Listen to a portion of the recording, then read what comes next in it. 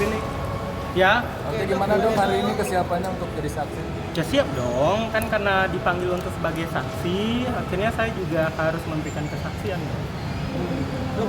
Nama dokter juga banyak sebagai Bukan hanya nama saya terus yang disebutkan dari awal permasalahan ini kan nama saya disebut. Iya, nama dokter juga disebut sebagai dalangnya gitu dokter. Nggak ada di di fakta persidangan mengatakan saya dalang, tidak ada, saya mendengarkan nggak ada yang bilang dalang. Ada ya di dakwaan saya tanya ada.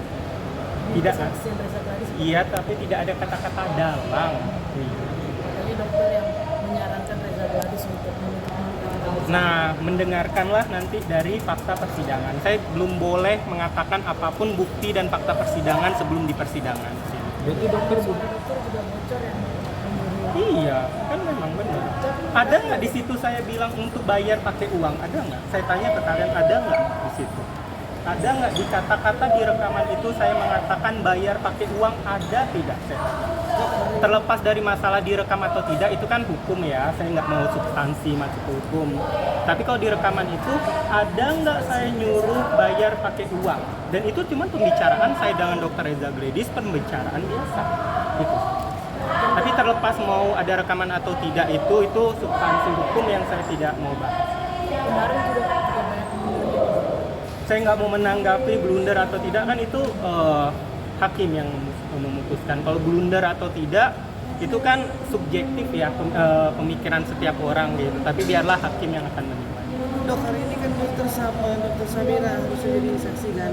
Saya nggak tahu siapa aja beneran, karena yang saya tahu suratnya itu sampai ke orang masing-masing. Saya dapatnya itu di hari Selasa sore. Oke. Kehadiran dokter sendiri kan di sini kan bisa meringankan untuk Niki sendiri ya dok ya? Iya, jadi mau meringankan dari pihak Niki ataupun pihak Reza Gladys tersendiri kayak gitu. Yang penting saya pasti akan mengatakan yang sejujurnya dan yang sebenarnya. Seperti itu. Dok, ini kan pertama kali atau beberapa kali sih untuk menjadi saksi di ruang sidang?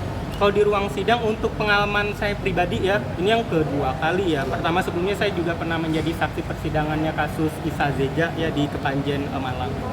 Nah, mungkin ada nervous atau...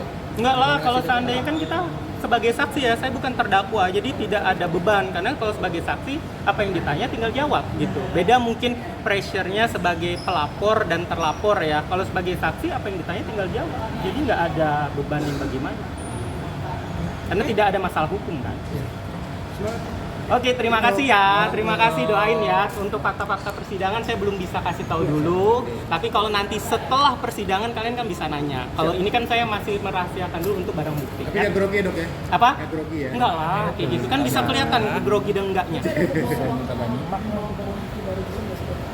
Baru atau tidak kan saya hanya mengklarifikasi apa dari pihak pelapor dan terlapor yang pernah berseliweran yang selama ini. Jadi tinggal saya buktikan yang barang bukti. Kenapa selama ini saya juga tidak mau kasih tahu, kan sebagai kita harus tahu dulu barang bukti itu tidak boleh keluar sebelum dirilis di persidangan, bener kan? Kayak gitu. Karena bisa jadi barang bukti itu akan gugur di persidangan. Kita harus pinter soal itu.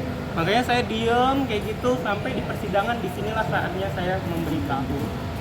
Berarti akan membuka fakta-fakta baru atau Fakta-fakta yang saya tahu, kayak gitu.